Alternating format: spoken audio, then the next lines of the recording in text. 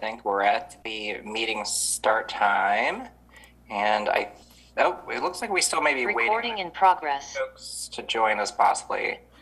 But let's go ahead and get started.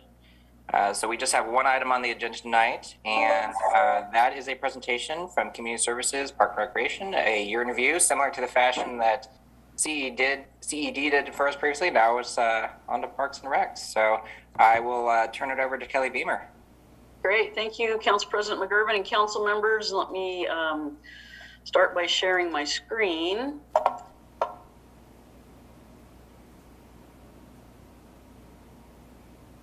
And can everyone see that okay? Looks great to me. Awesome. Well, this is the only slide I have, and the rest of it's just me talking. Just kidding. First of all, I would like to introduce, my name's Kelly Beamer, the Parks and Rec Administrator, and which was formerly Community Services. Early throughout 2021, we changed with the reorganization in August, but I would like to introduce the management team, and they're truly the ones that have accomplished all the work that you'll see and much more. This is a very high level of things that have been going on in 2021, and then a couple of items that we'll be addressing in 2022. So first is Colleen Hunsaker, who's the Parks and Trails Director.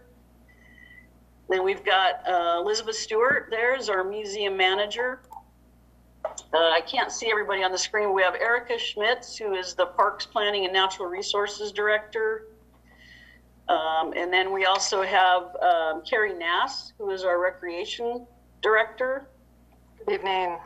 And then lastly, and definitely not in any orders of importance, is Steve Myers, our Golf Course Manager.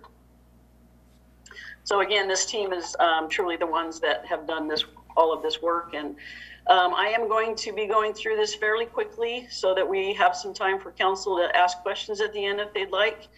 And also because it's at a fairly high level, if council or anyone would like further information or more detailed information, we would be definitely happy to supply that.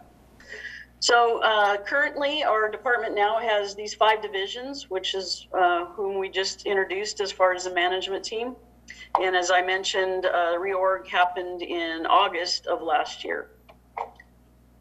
Kind of recapping where the department was prior to that, prior to the reorg, facilities was in our department, and now they reside in Public Works. Human Services, also in the new department, Equity Housing, the Human Services Department. And then part of the recreation team was the neighborhood program, and that's now in the Executive Services Department. So I just want to make sure that council understood, just because they were moved to other departments didn't mean that they didn't accomplish quite a bit of work in the time frame that they were in 2021 in with community services at the time. So facilities, as you can see here, and council knows that they had previously done the elevator replacement project and our HVAC systems up on the roof of City Hall. They accomplished all of these major maintenance replacements and improvements at City Hall last year, as well as, and importantly too, as our custodial and maintenance teams have been with us throughout this pandemic and making sure that all of our buildings are clean and safe for workers and public that have come in. Part of facilities as well as the capital side of the house, and as council approved a couple weeks ago, or excuse me, back in January, was the operating agreements or agreement between the City of Renton and the Renton School District for the Family First Community Center, as well as the contract for the construction of the Family First Community Center. And those of you that have driven down along 116th and adjacent to Cascade Elementary, they are starting work, and it's amazing after a little over 6 years that we finally have gotten to this point. It's so exciting. So kudos to the team. And I also want to truly thank some other city departments that were an integral part of our agreements and getting those to council so we can get those approved. And that's definitely the city attorney's office, our finance team, and our risk management division as well. So we wanted to make sure that they get the shout outs too. Also that resided in community services at the time was human services, and they did start last year the bi-monthly pop-up lunch programs that we've had now at 2 different locations, Liberty Park through the summertime when we started those up, and now at 300 Rainier location. And those include prepackaged food and beverages, personal hygiene kits, cleaning supplies, and socks, things like that. And they've been very successful. And that's in partnership with the emergency feeding program as well. They also, the team implemented the 2 rounds of the CDBG CV CARES funding out to local agencies that would help us with rental, utility, and food assistance to our diverse populations and our homeless or near homeless populations as well. And then they also finalized the social services guide, which is a major resource guide for all different types of services. They renamed it. It used to be called the Human Services Guide, but we were getting some confusion with human services and human resources, so they changed the name to social services. And again, a very thorough guide with that. Next, our Parks and Trails Division takes care of all of our trails, parks and trail maintenance, as well as sports fields, preparations for groups and programs, and encampment removals. Also, this division has our farmers market, which includes the benefits program and community gardens, and then our volunteer program along with outdoor education. The team of the parks maintenance team has 32 full-time staff when they are at their full strength. We still have a few vacancies to replace. And they are responsible for maintaining 31 parks and over 10 miles of trails. And that's keeping our parks safe, which is our #1 priority for our patrons. And then in addition, each worker sustains or keeps their licenses, if you will, current. So we have pesticide applicator license, SIPSI, which is our certified playground inspection license, as well as our backflow prevention assembly license, which helps with keeping our water systems clean and clear. The parks team this past year, assisted with the installation of the AARP outdoor fitness area, the Fit Lot. As you can see, the maintenance team on the right there is a Fit Lot equipment on the left, maintenance team on the right. They saved the city a significant amount of money by installing all of the irrigation themselves versus us going out to contract that. And then another thing that we've had an impact is council's aware of our maintenance shop and our temporary relocation through our facilities condition assessment, a structural review of all the buildings, but the maintenance shop at the Park Avenue shop specifically, which is directly across from Liberty Park, had some significant structural issues, and we wanted to make sure, as we always do, all of our employees are safe. So we moved them out of that location and into the first floor of 200 Mill. So they are temporarily relocated there. A lot of the large equipment is still out in the yard, so there's some back and forth going on. But the team is, they're troopers, and they're making the best of a difficult situation right now while we try to locate a new facility or a site for a new facility. And then, as I had mentioned, encampment removals is also part of the team's responsibilities, and it's encampment removals in city-owned property or on city-owned property.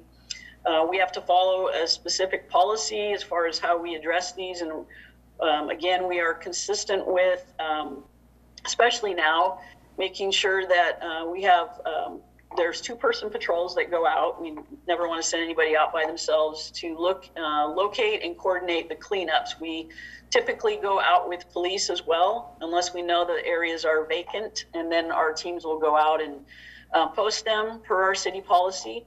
We have to post them for a minimum of 48 hours. Typically, it's approximately a week before we're able to coordinate the removals of the encampments or the refuse.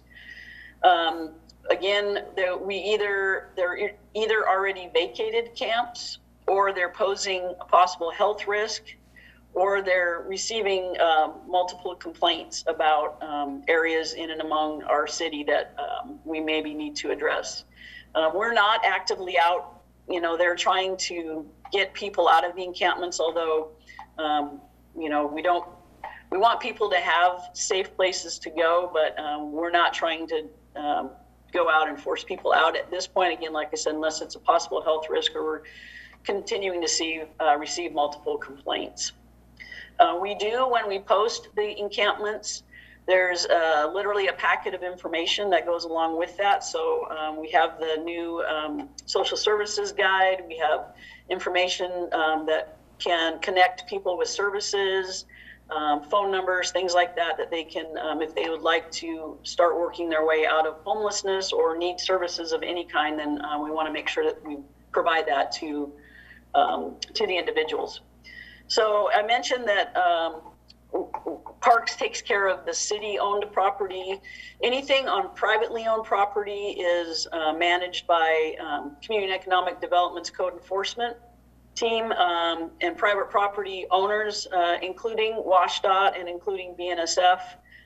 Those are also areas that they help coordinate removals and cleanups on. This year, as you notice, our costs were significantly up. This year, we had a budget of $75,000 to take care of encampments over 2021, and we spent a little over $176,000 for those removals. One of the other things in our parks, and this is noticed at the Cedar River Dog Park, obviously we have signage. Our parks have been definitely more impacted and more busy because most of what's allowed is outdoors, although some of the restrictions now are lifting and we're getting some availability to do programmings and things. But we'll have to go around and take a look at our signage, which we have this banner signage up in most of our parks, and now we'll need to update that as the restrictions change throughout our system to make sure that the public's aware of what's allowed and not allowed. On the right is the embankment on the Cedar River Trail between the dog park and Riverview Park, where the floods from 2020 eroded the bank significantly and actually into the trail. So we've got some reduction as far as trail use there to make sure that patrons are safe. Our team's been working with a design consultant as well as regulatory agencies and FEMA. And it looks like we'll be anticipating the permits to come in to be able to secure this area and reestablish it so that we can get the trail back to the width it should be. Probably looks like we're estimating construction to begin in summer of, securing the permits by summer of this year and construction to end by summer of next year. So we'll have to work with the in-water requirements when we can get in there.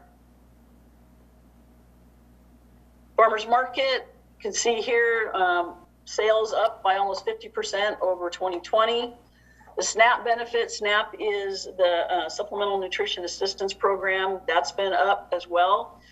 And along with Farmers Market, that was in the Gateway site because of Seattle King County Public Health restrictions as far as size. We had it in Gateway Park so they could control the entrance and exits. But we were also allowed to have the community gardens, and both the community garden participants as well as vendors at the farmers market, as you can see, donated almost 4,700 pounds of fresh food.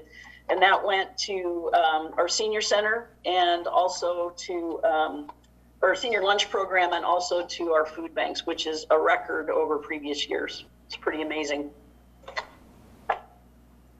Next in the division is volunteer program. We were able to have our day of service. Last year, it was held with 50 volunteers, and it was at Tiffany Park.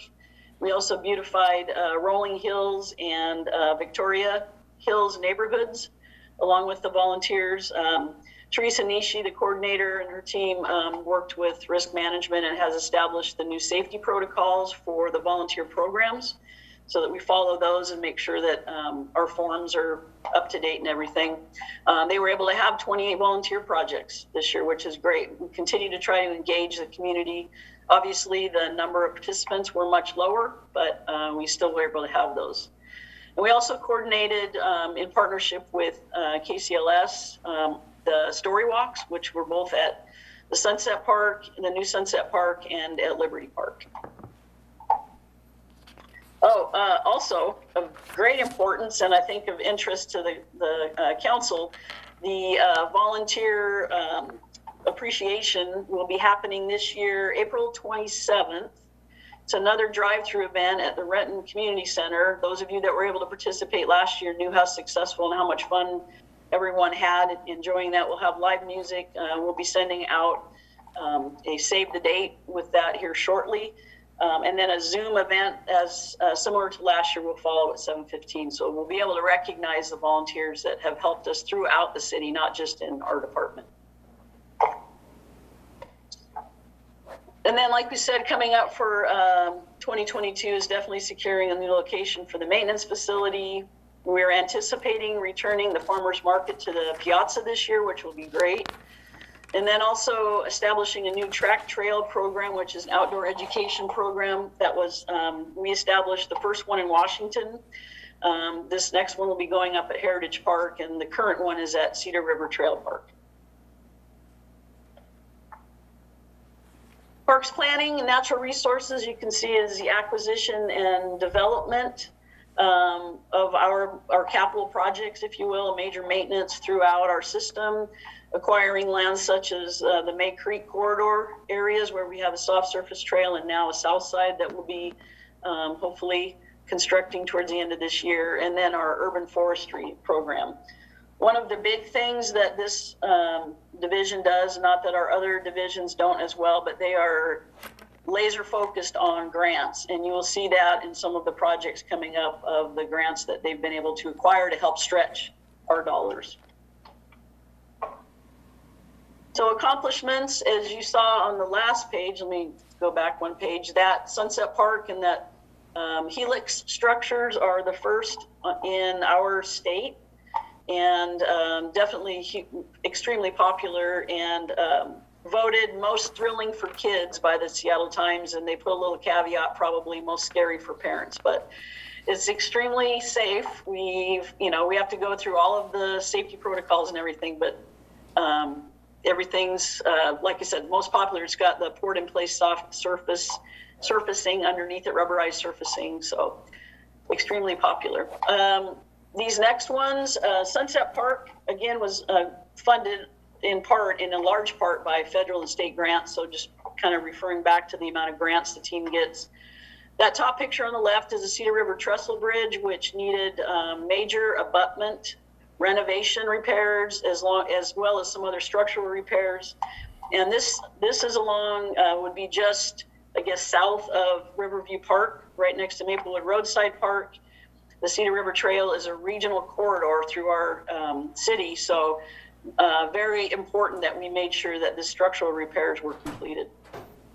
The next picture is Coulon Park, the playground replacement, and happy to say that was 100% grant funded, and also voted by the Seattle Times as the best new playground in Seattle, in South Seattle, excuse me. Oh, just in the Seattle area, not just South Seattle. So way to go. And then also the next picture then is Teasdale Park. That's the team. We've had several cracks and upheavals in the old pavement, and so they were able to put in a brand new basketball court replacement. And then the new Liberty Park, again, Liberty Park playground was the oldest in our system, and we were able to complete that last year as well. So move on to urban forestry. As you can see, there's we have 2 people in that division currently, and they have completed a ton of work amongst themselves, as well as through a lot of contract maintenance. And one of the big kudos to them was being able to get the citywide GIS tree inventory maps and databases updated and up to date with our current inventory, which is amazing. If you haven't been on there, it's pretty cool to see. And then they also started the year-long Rooted in Renton, which was the Renton Forestry Management Plan, a 10-year plan that council just approved a few weeks ago. And that plan will help guide us and move us forward through our urban forestry program and taking care of and it's a citywide program, not just for parks. It's truly in partnership with other departments as well. So I'll move on to what's we're calling the year of growth, our bond projects. So Coulon, as we know, the team completed the decking repairs or the replacement with the light penetrating materials next to Ivers, and then also some of the understructure repairs of that area. These repairs and replacements are required by the Department of Natural Resources Aquatic Land Lease grant that we have. So the next phase is, as you can see, that top picture is addressing the North Water Walk and replacing the concrete surfacing with light penetrating surface.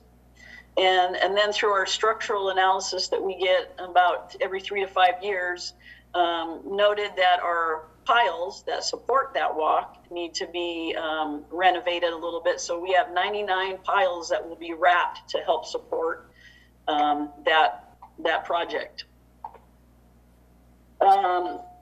Most of the, I think we're waiting on one permit left on the North Water Walk, and then we'll be going out to bid on that. We have $1.3 million in a state legislative appropriation. And I'm happy to announce that last Friday, I believe it was, we were just awarded another $481,000 to in a grant, King County grant, in assistance to help with the floating picnic pads and to make those with light penetrating materials and all up to speed for our aquatics lease as well. The construction time frame probably will not begin until late August, I would imagine, and then all the in-water work because of the fish windows will not be able to happen until November, December timeframe. So more to come. We'll have a lot of information, obviously for all of our patrons, but definitely to inform council and mayor on the timing of that. And then the Coulon Park Trestle Bridge also will start around that same time. So we'll be going out to bid soon on that. That also has a $500,000 federal grant for the Land and Water Conservation Fund on that one. And estimated start time is October with the completion of March of 2023. We will be, like I said, updating council more on once we start finalizing the timeframes on those, so they'll be aware of what's happening. The other bond projects happening, Philip Arnold Park is the conceptual picture on the left.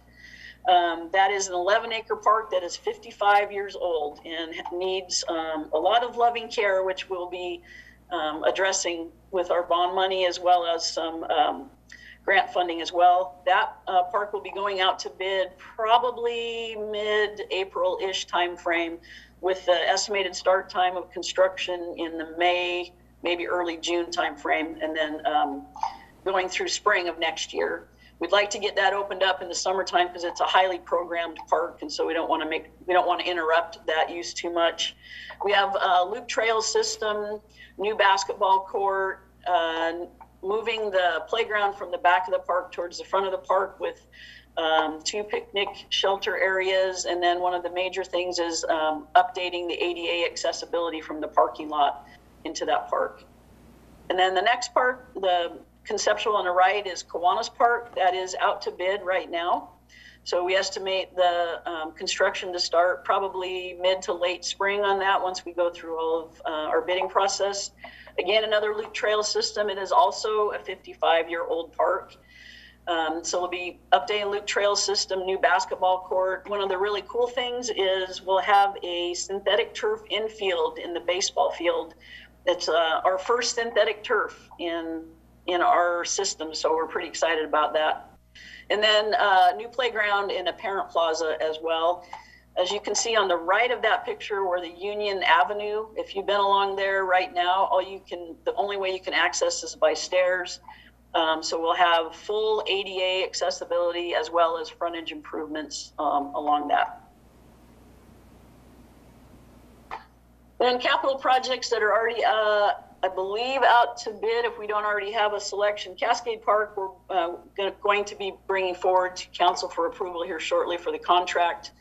But playground replacements, we are having issues with the contractors having issues with accessing materials and shipping constraints. So Some of the start times are a little wiggly, if you will, right now on that. So we'll have to update council as we know we'll be able to get started on those.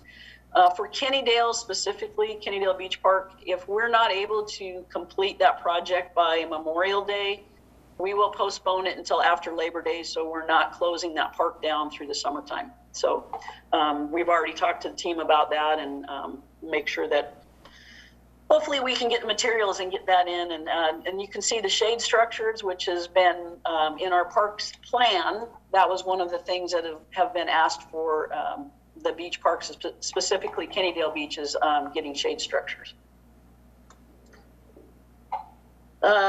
Couple more projects. Senior Activity Center will be getting an ADA ramp and door into the back of the what we call the coffee shop area of the building, and then also parking lot improvements, as you can see, paving, curbing, removing some trees and replacing them with a little bit better trees that don't have upheavals issues with them. So quite a bit going on at the senior center. And then the bocce ball court improvements, which has not been an area that's been used for the most part at all for probably the last 5 to 8 years. Surfacing is really bad, so we're going to be going in, putting in, as you can see, exercise equipment. We'll have over on what would be the right of the picture, a cornhole court, I guess, if you will. We'll have port in place, which is cement, ping pong tables. We also have checkerboard and open space for just regular fitness activities and programs. So really excited to get that started. And we're looking probably late spring for that. We've not gone out to bid on that one yet. And then again, we talked about the urban forestry management plan already approved, but we'll be going through or forward with another growth award. I believe we're on our 12th. I want to say our 12th award. We could be going into 13, but Ian's done a great job consistently meeting those requirements and moving forward with our plans and things like that. So that's fantastic. And then we have our first Arbor Day in 2 years. Right now is scheduled for April 23rd from 9 to 12. We're still determining the final site, but that will be out here shortly. So looking forward to getting some trees planted. Okay, moving on to recreation. As you can see, quite a bit that falls under that division. And I will, again, have to say the amount of engagement they were able to do through these last years. Now we're coming up on 2 years, but these last years have been amazing with drive-through and virtual events, partnering with other agencies to help work through some of our restrictions and things. It's just been absolutely fantastic, and they've done an amazing job getting our facilities open. Some of the key successes, we've completed the recreation strategic plan, we, meaning the team, did. Also updated our cost recovery model and policy, secured about $300,000 worth of grants that went towards the senior center through the VSHSL grant, continuing with our award-winning stream team, our out-of-school program, getting Best Arts for Kids grants on that, and then the AARP Fit Lot grant to be able to activate. So now that we have the Fit Lot in there, we have programming there for the next 3 years, which is fantastic. We also met community needs. Really proud that our team served over 55,000 meals to our seniors, which we were the busiest site in King County for senior lunches. So hats off to our team, who also drove meals out on weekends as well, which was pretty cool. We also partnered with RFA, obviously, for the COVID vaccines. And also we had 4 blood drives. We had multiple clothing drives, food drives, which we were able to collect over 2.5 tons of food that we donated to the Renton Salvation Army. So just a great job of the team continuing to try to get as much as we can activation-wise and engagement. Some of the other successes, we were able to safely open our recreation and aquatic centers, albeit at not not at our normal levels. We had, restrictions for number of people or participants that could be in an area.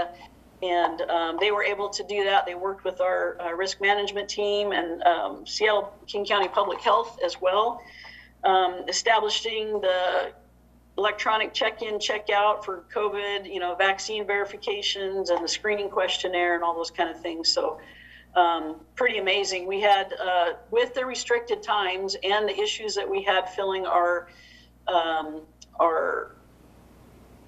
lifeguards, thank you, I almost forgot lifeguards, but having the issues filling our lifeguard positions, we still were able to put through 12,500 participants through Henry Moses Aquatic Center, which is amazing. And we had, with our Stream Team summer camp, we had over 100 participants daily in those camps. So amazing that they were able to do, and those obviously were outdoor camps. So some of the other things we did, we initiated the age-friendly action plan, which we worked with other departments on that, and we hired on a consultant that has been reaching out to our diverse populations, which we've not been able to get to, everyone outside of our senior center. So looking forward to getting that summary back and then meeting back with our department teams to address the areas that we had voids in that we need to start getting programs that we can try to get more seniors into our system.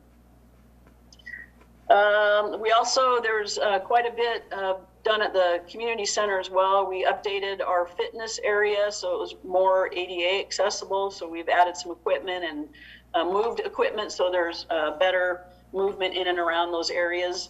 And then we now have a new wheelchair rugby teams that programs that we participate in, and the pickleball leagues as well have gotten extremely popular, not only indoors, but we'll be activating some outdoors as well. And then, like we'd mentioned, we're going to continue to offer some virtual and drive-through programming. We've found that there's a lot of people that would rather participate in some of those than, coming into our facilities. So, Chalk Your Walk, our Truck or Treat event, for those of you that came to the Halloween event, was amazing, totally cool. And thank you all the other departments that participated in that. We were able to serve, we did the Thanksgiving meals this year, so we did over 200 meals out to our senior population, which was, again, fantastic. And then we did Santa letters, Elf Academy, and much more through some of our engagements. We also were able to, even with the restrictions, we're able to get 30 what we call special events, outside city events, permitted through our system. And it was pretty cool that we were able to get that so they could get in and about our parks as well and have their family get-togethers or whichever they'd like to, what they were hosting. So the recreation plans for 2022 is obviously, again, fingers crossed, fully activating our buildings and programs. It looked like now we're starting to get some of the restrictions lifted. So that will be amazing. As I mentioned earlier, implementing the age-friendly Renton, truly implementing it so we're getting our gaps addressed in what we found through our outreach. Updating our special events permit process so that it's truly online and it's integrated with park rules and a lot easier for our customers to navigate through and questions will be answered. And then also activating Liberty Park building with environmental programming and recreation programming, which we're looking at doing late summer, early fall. Next is the golf course. You can see here the different operations is outside the actual maintenance of the course itself, the pro shop operations, driving range operations, and the restaurant, the concessionaire operations, as well as the relationship with them. Golf courses back in 2020 when COVID first hit us, golf courses were one of the very first activities statewide that were able to open.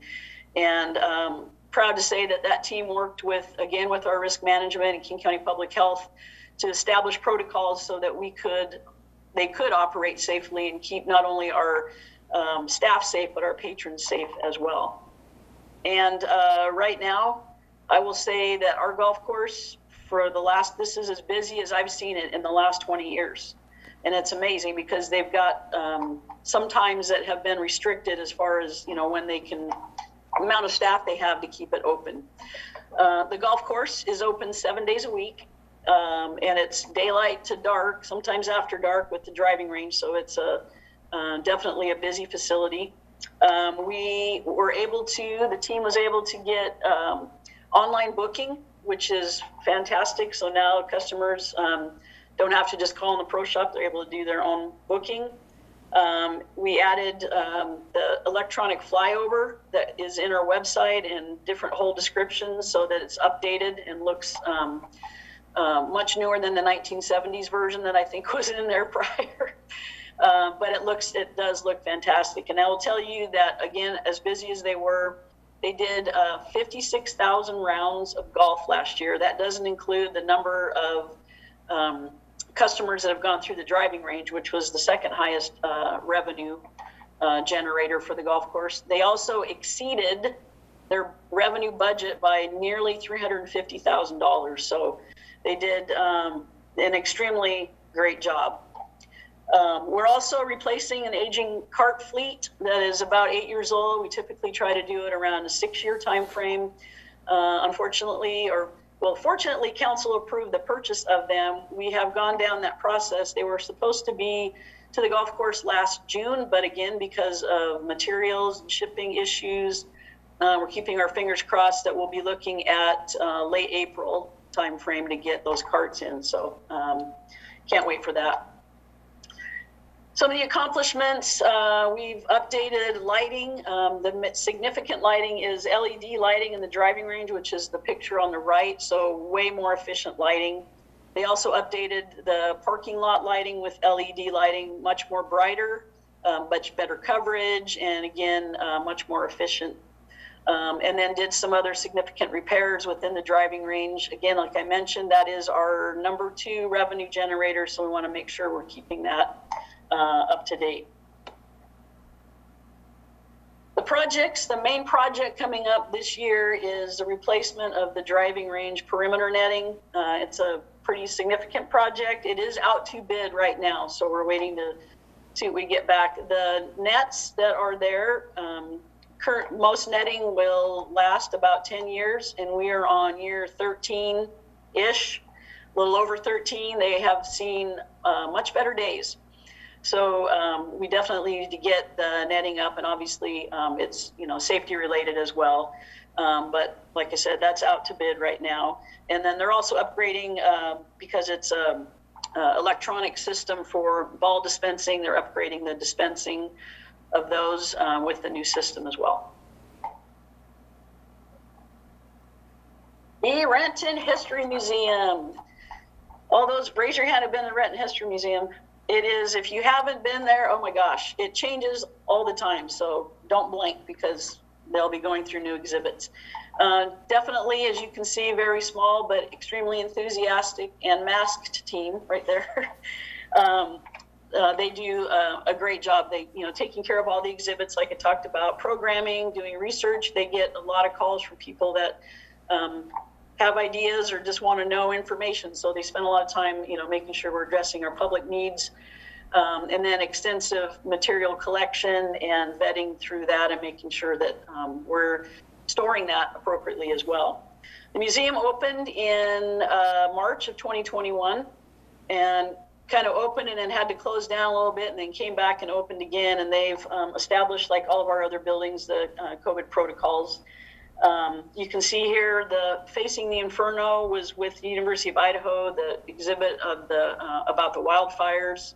When You Can't Go Home was an exhibit about people experiencing or exploring the experiences of refugees and in South King County and what they've gone through. And then on the right, really cool exhibit was the art exhibit from the Brain Injury Alliance in Washington. And amazing that what art can do to help people get through some of the issues that they've had to deal with. So really cool. If you weren't able to see that one, like brings tears to my eyes. It was an amazing exhibit. So they started renovating the North Gallery. As you can see, we removed, well, if you have been in the Museum North Gallery, there's a wall there. So we removed that and reestablished it, opened it up so there's more exhibit space. Volunteers and facilities certainly helped a lot on that. And so we'll continue to finish that in this year. The new exhibits for this year with this ring is coming up. Looks like Liz mentioned that we're time approximate, but we're pretty close to starting actually this week. I think we're supposed to be starting this week, and we'll make that announcement. That'll be running through October, and that's about the history of marriage in Renton. So we've got that story and exhibit going through, and then the next one starting in late October through December is Sap in Their Veins, which will be interesting. It's about the spotted owl issue that happened back in the 1980s, but this will be from a logger's perspective or a logging perspective. So it'll be nice to see what their perspective is. And then, as I mentioned, this team, mainly these 4 divisions, have done an amazing job at furthering our resources and expanding our funding so that we can get as much done for our public, our community as possible. And over the last 3 years, we've gotten over $6.7 million in grants, and we still have applications out. So this is as close to as current accurate as we have, but just wanted to share that the team is constantly working on making sure we're stretching our money, our dollars, as best we can. So, and with that, I'd be happy to answer any questions. All right, thank you, Kelly. A lot of information. Certainly with the reorg, it will shrink the size a little bit, but obviously a lot there to unpack and a good list of accomplishments. We have just a few minutes for questions. So I will take the first 2 I see in order. Councilmember Albertson, followed by Councilmember Halloran. All right. Thanks, Kelly. Great presentation. I want to go back to the encampment issue. Kind of 3 questions. I noticed you said they're vacated. Are they typically vacated? Do they have to be vacated? Is the first question. And, I know there's a kind of a procedure and that sort of thing. And as I was reading this before today, it also said after multiple complaints, and it kind of struck me, well, why multiple complaints? How many complaints? I mean, when does this actually get on the radar? And then I'm curious, with the budget, what was spent being far outweighing the budget. I'm curious, how has the budget been adjusted, or how has that been taken into account going forward? It would seem as though the longer it's there, more stuff is accumulated, the more it's going to cost to clean it up. So those are kind of related. I wonder if you could speak on that just a little bit. Sure. And I know we have just a few minutes. So not all the camps are vacated, but when we run across ones that are, which you can tell that there's not current refuse and things like that, then we'll make sure that we clean those up. So when they're not, no matter if they are or are not vacated, we still have to post per city policy. Mm-hmm. And so individuals that are there, which is when we have individuals in a camp, then we have police join us to make sure that we're safe, but we're also, that's part of the policy, is that we make sure that any material that might be personal property versus refuse, which is identified in the policy, we keep, the police actually store, so the individuals can get that. And as far as number of complaints, it depends on the area. So if it's under a bridge, one of our bridges, I mean, it's one person that might say, oh, we've seen drug use and garbage in the camp, and so we'll address that as soon as possible. There's some areas that we would call out on our open space areas that maybe don't receive a lot of complaints in a quick time frame. And once we start receiving them, that means there's a lot more activity happening in those areas, and then we'll go in and address them at that point.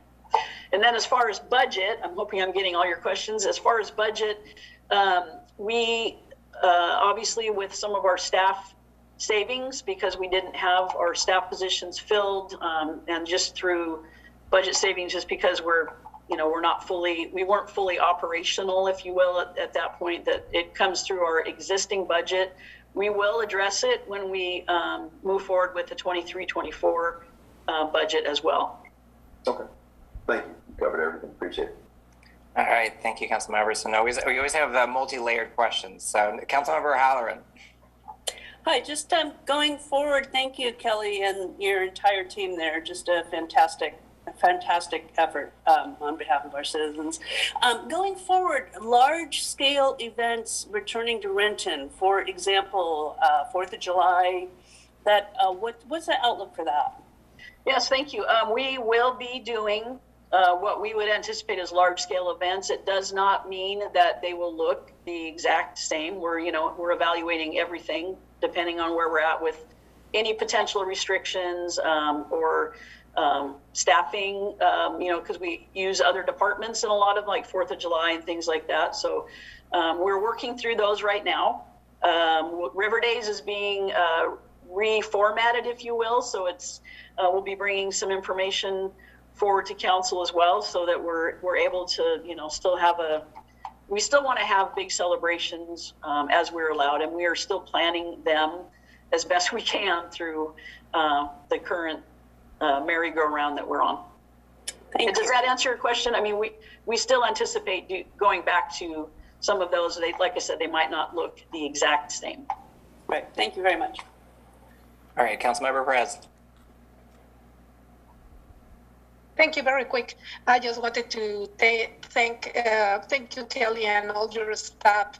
Typically, Liz, I missed so many of the things from the museum because of the pandemic, and I was, hard quarantine. And I hope that some of the exhibitions that you put that were amazing, specifically the one for the women, I missed it completely. But it was in 2020, and it were before vaccines and all these things.